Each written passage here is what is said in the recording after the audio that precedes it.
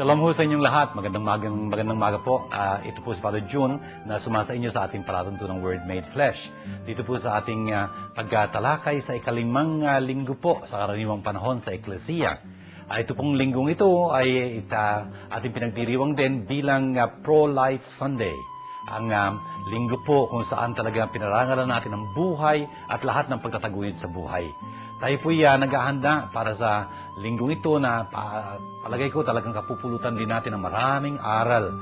Kung kaya po ihanda natin ang ating mga sarili, yung pong inyong mga panulat at susulatan, lahat po yung mga kapitbahay nyo at mga kasambahay ninyo na sana'y naimbitahan nyo na sa harapan ng television, sa paligid ng Biblia, upang sama-sama tayong talagang mag-aral ng salita ng Diyos. Sana po'y talagang umuunlad tayo sa ating kaalaman sa salita ng Diyos at sa paraan, napapalapit tayo sa Kanya. Ignorance of Scriptures is ignorance of Christ.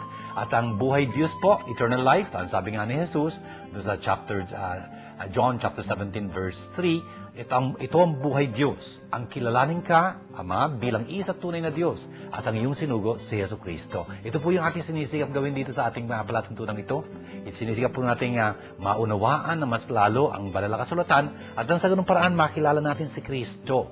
At kung nakikilala natin si Kristo, ipapakilala niya tayo, papakilala niya sa atin ang kanyang Ama. At yun po ang buhay Diyos. Can you imagine? Yun po ang katakilaan na sinisikap natin gawin dito sa ating programa. Kaya binabati ko po kayong lahat, sama kayo naroon, bata matanda, mga kabataan na nanonood dito. Tapos po yung mga kaparian lalo na natin. Alam ko po maraming mga kaparian, mga komunidad na nanonood ng ating programa at sana po meron sila napupulot na maisi-share nila sa kanilang mga nasasakupan, sa kanilang mga kawan. Ganun din po yung mga seminarista, may mga alam po mga seminarista, mga komunidad po na pagkatapos nila manood nito, kasi po nasa schedule nila ito panonood na ito, nagbabahabahagi sila yung year level na ganyan, tapos nag-share sila ng kanilang natutunan na may babahagi naman nila pagkatapos sa kanilang mga apostolate. Pinupuri ho natin ng Panginoon na napapalaganap natin ang salita ng Diyos ng ganito. Kaya po muli ko po yung malugod na tinatanggap dito sa ating programang Word Made Flesh.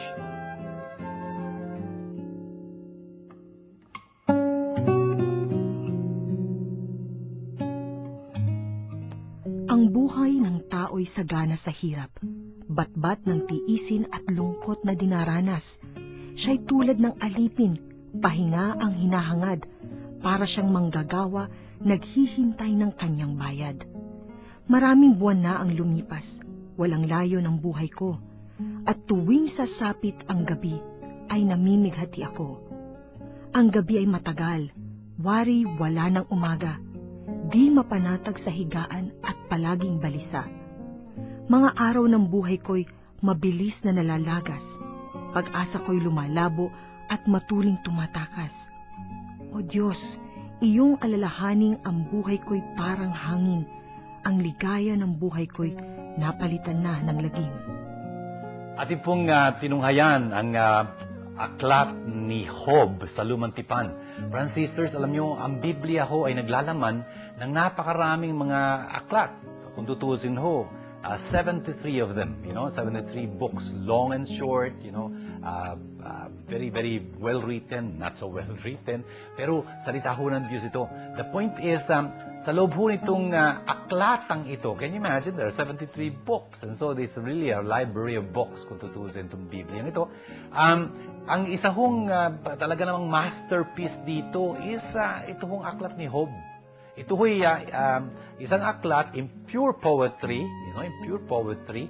Tapos tinatalakay ho ang isang paksain na talaga namang very, very actual. Ano yon? Pagdurusa ng isang taong matuwid.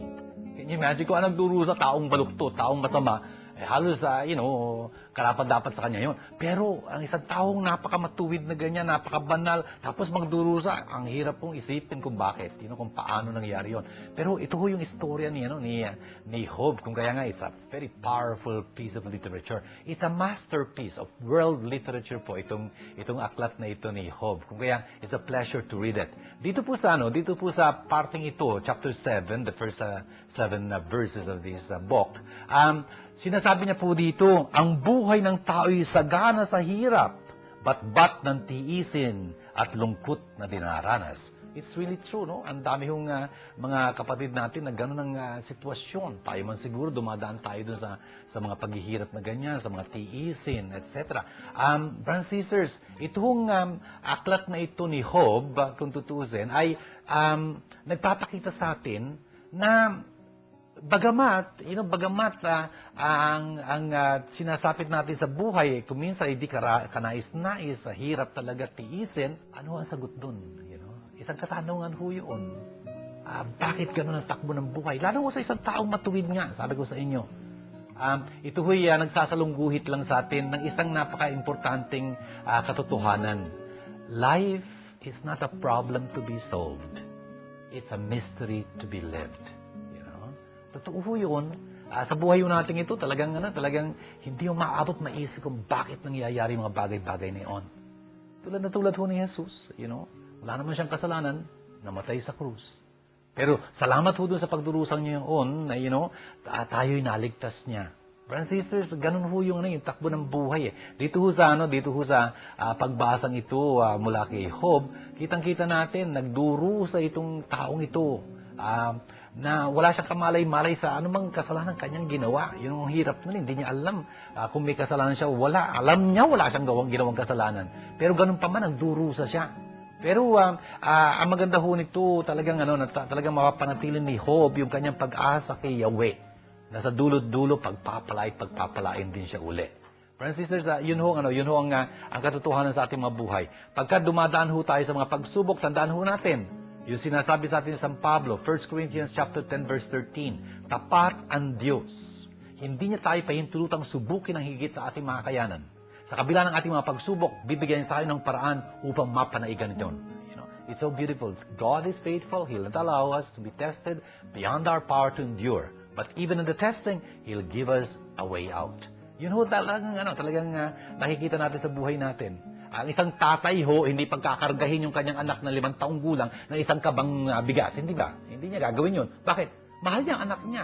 Alam niya kung ano kaya ng anak niya. Ang Diyos ho din ganun. Alam niya ho tayo kung sino tayo. Kung kaya nga, when we are going through pain and troubles and testings, please remember, brothers and sisters, may kahulugan yun para sa atin.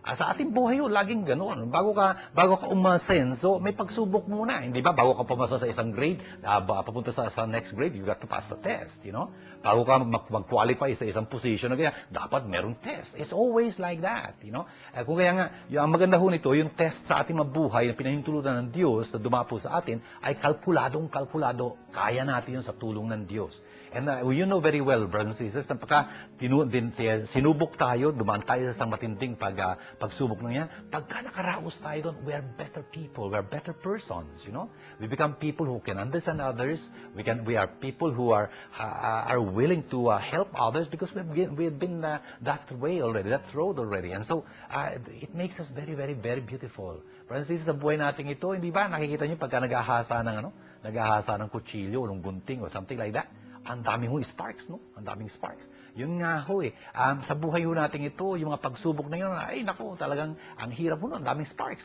Pero tumatalas tayo. Nakita niyo yung saranggola? Yung saranggola ho, lumilipad kung salungat sa hangin, salungat sa hangin. Hindi ho aakyat yun kung hindi salungat sa hangin. Ganon din ho ang buhay natin. Pagka hindi tayo dumaan sa mga contrarieties na gano'n, mga pagsubok, hindi ho tayo asenso. Lagi tayong nandun sa baba. We never understand what life is all about. Pero pagka dumaan tayo sa mga pagsubok na ito, tulad ni Job ho, gagantimpalaan tayo ng Panginoon. Total, ang Diyos si Jesus, na ating Panginoon, ang sabi niya follow me. Follow me. Nangunguna ho sa lahat sa atin. Pinangungunahan niya tayo sa mga oras ng pagsubok. Tinaanan niya na ho ito. Pinasan niya yung krus niya yun. Namatay siya doon at muling binuhay. Ganon din ho mangyayari sa atin kapag sumunod tayo sa Kanya. Luluwalatin din po tayo ng Panginoon.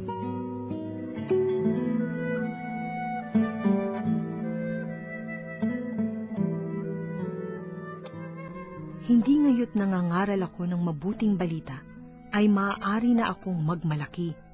Iyan ang tungkuling iniatang sa akin.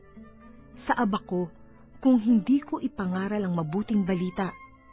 Kung ginagawa ko ito sa sarili kong kalooban, ako'y may gantimpalang hihintayin. Ngunit, Ginagawa ko ito bilang pagtupad sa tungkulin sapagkat ito'y ipinagkatiwala sa akin. Ano ngayon ang aking gantimpala? Ang maipangaral ko ng walang bayad ang mabuting balita at ang di ko pagkuha ng nauukol sa akin bilang tagapangaral. Malaya ako at di alipin ninuman. Ngunit napaalipin ako sa lahat upang makahikayat ako ng lalong marami. Sa piling ng mahihina, ako'y naging gaya ng mahihina upang mahikayat ko sila. Ako'y nakibagay sa lahat ng tao upang ang ilan man lamang ay mailigtas ko kahit sa anong paraan. Ginagawa ko ang lahat ng ito alang-alang sa mabuting balita upang makabahagi ako sa mga pagpapala nito. Nagpapatuloy po natin ang pagkikinig natin kay San Pablo sa kanyang unang sulat sa mga taga-Korinto, chapter 9 na po tayo, verse 16 to 23. Dito po sa mga talatang ito, pinapakita po sa atin San Pablo na talaga namang pinapangaral niya ang magandang balita. At pinapangaral niya yun dahil nga obligasyon niya yun. Na ipangaral yun. At sabi niya, woe to me, if I don't preach the gospel. Sawimpalad ako kung hindi ko talagang pinangangaral, ang magandang balita. Franciscus, tingnan niyo itong San Pablong ito. Anong pinanggalingan nito? Isa ho siyang Hudyo, matapat na Hudyo, na talagang inuusig pa man din ang eklesiya, yung mga sumasampalataya kay Kristo, talagang inuusig niya. Pinapatay niya pa nga, he was bringing them to the Sanhedrin and they were getting condemned and whatnot. And one day, God in His mercy converted him, and he became a very, very zealous apostle. Na talaga namang wala siyang inindang hirap para mapangaral lang ang magandang balita. Ang dami niya mga dagating tanawid, mga bundok ni inakyat, at talagang mga pagpapakasakit na sinapit upang talagang maibahagi niya magandang balita sa lahat ho. Yung mga Hudyo, yung mga hindi Hudyo, talaga namang ibinahagi niya ang magandang balita sa kanila. Francisers, napakahalaga hong nang tinuturo sa atin ito. Na tayo talaga, pahalagahan ho natin ang magandang balitang ito. Huwag nating baliwalain. At talagang sa abot ng ating makakaya, talagang i-share natin ang magandang balitang ito sa iba. Brothers and sisters, siguro tatanungin nyo, Father, hindi naman kami magmamadre, hindi naman magkapapar, hindi naman kami magkakatikista. Paano natin magagawa ito? Sa pamagitan ng pagsasabuhay natin ng salita ng Diyos. Bawat isa ho sa atin, hindi mo kailangan maging pare, madre, religyoso, katikiso, na para isabuhay ang salita ng Diyos. Obligasyon ho natin yun at karangalan natin. Isabuhay ang buhay ng Diyos, ang kanyang mga sinasabi, ang kanyang tinuturo. Kung kaya, mga magulang, for example, ay nako, sa pamagitan ho ng inyong pagiging mabuti sa inyong mga anak, napapakita niyo ho ang pagmamahal ng Diyos sa kanila. Tayo ho sa ating mga kapwa, sa pamamagitan ng ating pagpapatawaran, ng ating pagtutulungan, ng pagiging maganda natin, makihalubilo sa mga tao, napapakita ho natin doon ang magandang balita. Kung kaya nga, sa iba't ibang pamaraan, tayo hong lahat talaga ay dapat maging tagapagbahagi ng magandang balita. At kung may hirap ho tayong dinaranas dahil sa pagiging tapat natin kay Jesus, sa pagsasabuhay ng kanyang salita, wag ho tayong magtaka. Isa hong karangalan yun. Para ho bang isang sundalo na pwede niyang pagmalaki yung mga peklat niya, yung mga tanda ng kanyang sinapit bilang pagtatanggol ng kanyang bayan. Ay nako, pinagmamalaki ho yun. Yung iba siguro dahil, nasugatan for one reason or another, hindi naman dahil sa karangalan, hindi naman dahil sa kabayanihan. Nako, alisin nila yung bakas na yun kasi napapahiya lang sila. Hindi ho isang sundalong matapat. Tayo rin ho, pag kami magdurusa tayong dinaranas dahil tayo naging tapat kay Kristo, pinagmamalaki ho natin yun. Naging tapat ho tayo sa ating Panginoon. Kung kaya nga, tingnan nyo, itong si San Pablong ito sa kanyang sulat dito na binabasa natin, 1 Corinthians chapter 9, talagang pinagmamalaki niya yung ginagawa niyang pagmamalasakit para sa pagpapalaganap ng salita ng Diyos. Napakaganda ho noon. Para kay Father June din ho, isang karangalan na kapag lilingkod ako sa Panginoon, sa Eklesiya, sa pamamagitan nitong pagtutulong ito na ginagawa natin dito sa Word Made Flesh. Sana ho kayo rin natutulungan sa ginagawang ito. At pagka sa palagay nyo, natutulungan kayo ng nakikita nyo at naririnig nyo dito sa ating palatuntunan ito, why don't you write us down? Write us a note. Meron hong text na number na lalabas dyan ngayon sa inyong mga screen. Sana po, anyone and everyone, write us a note telling us what you like, what you don't like, what your suggestion is. I mean, how it is helping you. It will be very good. I mean, I think my companions, in the foundation and our crew here will be very happy to know that, we are reaching you and that you are benefiting from this work. All for God's glory ho. Sinasabi ko lang ho ito sa inyo kasi palagay ko importante rin yun na may feedback tayo dito sa ating ginagawang ito. Alam ko ho, ang dami-dami nanonood nito, pero I wish they will take time, to write us a note to tell us how it is helping them, if any. And so, yun ho yung ginawa ni San Pablo talaga na karangalan niya na magpangaral ng salita ng Diyos, magdusa kung kinakailangan na, para lang maipahatid sa lahat, sa lahat ho. Ang magandang balita na si Jesus ay ating Panginoon at tagapagligtas, nagmamahal sa atin, handang magpatawad, handang tumanggap sa atin.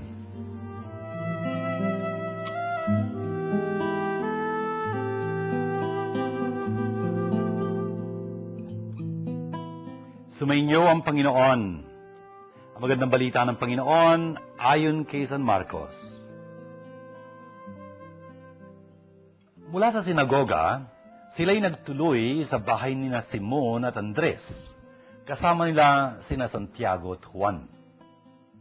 Nararatay noon ang biyanang ni Simon Pedro dahil sa matinding lagnat. At ito'y agad nilang sinabi kay Jesus. Nilapitan ni Jesus ang babae, hinawakan sa kamay at ibinangon.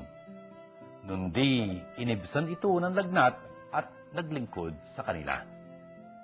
Pagkalubog ng araw, dinala kay Jesus ang lahat ng may sakit at ang mga inaalihan ng demonyo. Nagkatipon ng buong bayan sa may pintuan ng bahay. Pinagaling niya ang maraming may sakit, anuman ang kanilang karamdaman, at nagpalayas siya ng mga demonyo. Hindi niya hinayaang makapagsalita ang mga ito sapagkat alam nila kung sino siya. Madaling araw pa'y bumangon na si Jesus at nagtungo sa isang ilang na puok at nanalangin. Hinanap siya ni Simon at ng kanyang mga kasama. Nang siya matagpuan, sinabi nila, "Hinahanap po kayo ng lahat." Ngunit sinabi ni Jesus, "Kailangan pumunta rin naman tayo sa mga kalapit bayan upang makapangaral ako roon. Ito ang dahilan ng pag-alis ko sa Capernaum." At nilibot niya ang buong Galilea na nangangaral sa mga sinagoga at nagpapalayas ng mga demonyo. Ito mga kapatid, ang magandang balita ng ating kaligtasan. Pinupuri ka namin, Panginoong Jesucristo. Friends and sisters, tingnan niyo po, ito pong ating pagbasang narinig na ito mula kay San Marcos, chapter 1, verse 29 to 39, ay nagpapakita sa atin ng isang buong araw sa buhay ni Jesus. Isang typical day in the life of Jesus, in His ministry, for the people. Anong nangyari dito? Ang sabi mula sa sinagoga, nagtuloy sila sa bahay ni Simon at ni Andres. Brothers and sisters, pagka nagpunta ho kayo sa Capernaum, makikita nyo, yung sinagoga ho, tsaka yung bahay ni Simon, ang distansya ho, siguro mga 50 metro. Malayo na ho yun. 50 metro. Ang lapit-lapit lang ho. Kaya nga pag nung lumabas sila, iniwan nila ang sinagoga, nagatuloy sila sa bahay ni Simon at ni Andres. Kasama nila si Santiago at si Juan. Ito ho yung apat na mga alagad ni Jesus na tinawag niya. Kung matatandaan nyo, 2 weeks ago. Ito ho yung dalawang pares na magkakapatid na tinawag ni Jesus upang sumunod sa kanya. Friends and sisters, dun ho sa bahay na yun, kung tutusin, bahay ho yun ng biyanang babae ni Simon, kung tutusin. Yun ang kanyang biyanang babae, may sakit. Kaya sinabi kagad nila kay Jesus, nung dumating sila, "Uy, may sakit ang biyanan." Tapos, ano ginawa ni Jesus? Simple. Nilapitan niya yung babae, hinawakan sa kamay, at tinayo siya. Itinayo siya. Nawala kagad yung kanyang lagnat. Friends and sisters, the fever left her. Anong ginawa niya? Naglingkod sa kanila.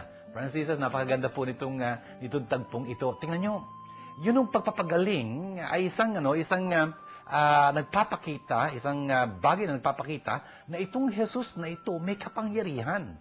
Hindi nga ho ba nung isang linggo, nakita natin, manghang-mangha yung mga tao kay Jesus dahil natuturo siya na may otoridad, may kapangyarihan. Hindi lang ho dahil wala siyang sinisita nino man, wala siyang mga authorities na kino-quote. Hindi, siyang authority, You heard it of old said, but I say to you. Ganun ho ang usapan kay Jesus eh.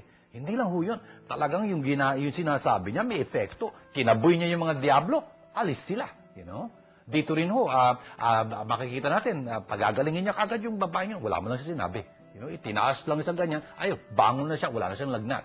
Tapos ang daming makikita natin mga pagpapagaling na gagawin niya dito sa tagpong ito. Brothers and sisters, ang maganda ho nito, siguro dapat nating maintindihan, pagka ho pinagaling tayo ni Jesus, dapat ho hindi lang tayo magpasalamat sa Kanya, kundi maglingkod sa Kanya, sa kanila. Yan ang ginawa nitong biyan ng babae ni Jesus. Pagkatapos na nawala yung kanyang lagnat, naglingkod siya sa kanila. She waited on them. Pinaglingkuran niya sila. Siguro naghain doon ng mga kain nila. Ayun, nandun na siya. Ganun ho yun. Pinalalaya ho tayo ng Panginoon, pinagagaling niya tayo para maglingkod. It's not enough to say thank you. We must serve. Oh, by the way, brothers and sisters, isa hong bagay itong gusto kong banggitin sa inyo, just in case you will go for a pilgrimage to the Holy Land, yun hong lugar na yun. Sa Capernaum ho yun. Hanggang ngayon, makikita nyo ho yun eh. Ngayon, it is such a beautiful church they built there. All glass all around. Ang ganda-ganda ho na. Alam nyo, ang dami hong pagpapagaling na ginawa ni Jesus sa iba't ibang mga lugar. Kung may isang lugar ho kung saan nagpagaling si Jesus, na alam natin, yun ho yun. Yung lugar na yun. Kung kaya ho, doon sa lugar na yun, hindi ako nagtataka na may marami ho mga pagpapagaling na nangyayari doon. I know many things that have happened there. Kung kaya yung mga kaparian na nakikinig ngayon, yung mga tour operators, yung mga namumuno ng mga pilgrimages, please don't fail to pray over people who are sick, especially in that place.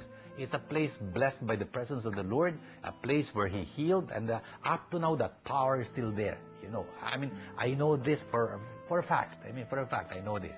Anyway, brothers and sisters, pagkatapos noon, makikita natin, nung magtatakip silim na, ibig sabihin, panabagong araw na ito.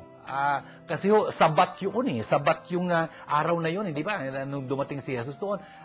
Pagkatapos ng sabat, nung magtatakip silim na, panibagong araw na ho yun. Ang mga tao ayan, malaya na silang magbuhat ngayon. Ang kailangan nilang buhatin, yung mga may sakit na dadalhin na kay Jesus. At yun nga nangyari. Buong bayan nando sa harapan ng bahay ng biyanan ni Simon na Pedro. At doon ang sabi dito, napakarami niyang pinagaling. Pinagaling niya lahat ng may mga sakit, may pinagtabuyan niya mga demonyo doon. Talaga namang hindi niya pinapaintulutan sila magsalita kasi kilala nila kung sino siya. Ikaw ang banal ng Diyos. You are the Holy One of God. Narinig ho natin yun last time, right? Ito hong gagawin dito ni Jesus. Talaga namang magpapalaya siya ng mga demonyo, magpapagaling siya, etc. Brothers and sisters, ito hong gawain ni Jesus na ito, pinagpapatuloy niya pa rin hanggang ngayon. Hanggang ngayon, nagpapatuloy pa rin si Jesus na pagpapagaling. Kaya hindi tayo dapat magtaka sa ecclesia, in the church, there are many healings that take place. And there are, for example, people gifted with this gift of healing, Really may mga kaparian man din na talagang may kapangyarihang magpagaling. That's very beautiful. Si Father Jun ay isang Salesian of the Bosco. I'm a Salesian of the Bosco. Si Don Bosco, si Father John Bosco, nung nabubuhay siya, grabe yung mga himalang ginagawa niya. Kung ano-ano nakapagpabuhay din siya ng patay. Can you imagine? Hindi lang nakapagpagaling ng may sakit, ng buhay man din ng patay. Huwag na natin pag-usapan yung multiplication of chestnut, multiplication of the Holy Ghost, etc., etc., etc. Ang dami noon. Anyway, yun hong kapangyarihang yun ay nasa eklesiya pa hanggang ngayon. Nasa eklesiya pa hanggang ngayon. Kaya hindi tayo dapat magtaka na may mga nakapagpapagaling pa hanggang ngayon. Hindi lang mga doktor, sa pamagitan ng panalangin, yung praying over, etc. Ganyan. Brothers and sisters, ang maganda nito, we are told, nanalangin si Jesus ng buong magdamag dito sa tagpong ito. At pagkatapos nun, dumating itong sina Pedro at sinasabi sa kanya, hinahanap kayo ng lahat. Everyone is looking for you. I don't know why. I suppose Kasi ang daming pinagaling ni Jesus, and so they want again, siguro marami yung nakarinig, may sakit na gusto siyang makita uli dahil napapagaling siya. Not bad, but the point is, ang sabi ni Jesus, dapat pumunta rin tayo sa iba pang mga lugar. Dahil dapat pangaral ko rin doon ang magandang balita. Yun ang layunin kung bakit ako naparito. Brothers and sisters, importante yung maintindihan natin to. Si Jesus, kinakailangan niya talaga na mabigyan ng pagkakataon makapangaral sa iba't ibang lugar, kasi yun ang layunin niya. Sana tayo rin bigyan natin si Jesus ng pagkakataon makapangaral. Makapangaral lang siya kapag may pangangaralan siya, kung tutuusin. Sana tayo handang makinig sa kanyang pangangaral sa atin. At ang maganda nito, dapat nating tanungin ang ating sarili, ano nga bang sakit meron ako? Father, malusog na malusog ako eh. Really? Ano nga bang pagkalumpo ko, for example? Ano bang diablo, ano bang demonyo ang dapat itaboy sa atin ng Panginoon? By the way, brothers and sisters, in the context of the Jews, yung mga demonyo, ayon sa kanilang pananaw, ang mga demonyo ang sanhi ng pagkakasakit. They are really what makes people sick. Alam niyo kung tutuusin, sa kapanahunan natin ito, halos parang ang hirap intindihin no? Ang hirap paniwalaan nun. Kasi lalo na kung doktor ka, na hindi exposed to this kind of teachings, akala mo, you always look for the etiology of sickness, from biological, from physiological terms lang, sa katawan lang. Akala mo, nandun yung kasi systemic yan, dahil yan, hereditary yan, etc. Yun lang ba yun? Brothers and sisters, pagka ang isang pamilya, puro bingi, nakakita na kayong ganun? Puro bingi ho, O kaya, ang mga anak, puro merong heart failure, heart conditions. Huwag mo sabihin sa akin, gusto ng Diyos yun. Namana lang nila yun sa kanilang mga magulang. Possibly. Tanong, bakit? In the first place, bakit nagkaroon ng minanang ganun? I mean, Brothers and sisters, it is not always explainable, in just physiological, medical terms. May mga kaibigan ho akong doktor, dati-dati ang hirap kausapin tungkol dito. They refuse to believe that there is anything other than, physical and whatnot.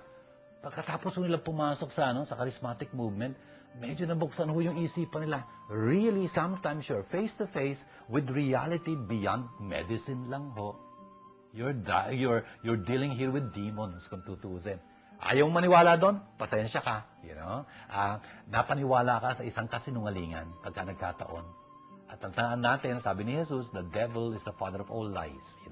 If we just concentrate on just healing, kasi may mga doktor ho na ginawa nila lahat na pwedeng gawin on the medical point of view, wala ho mangyari.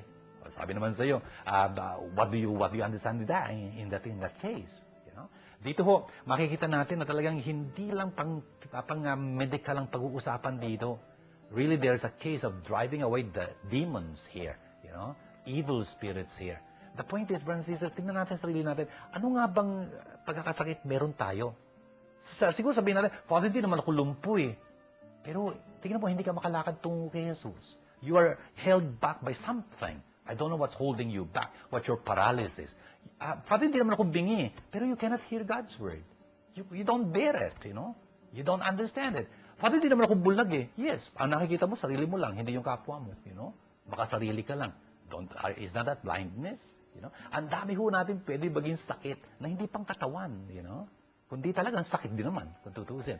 At ang ating Panginoon, ang siya makapagpapalaya sa atin. That's a beautiful part of this gospel. That's really good news. We can be liberated from this because Jesus is still with us. Ang dami po nating dapat matutunan dito sa ating mga pagbasa. Doon po sa unang pagbasa narinig natin mula kay Job sa Lumantipan.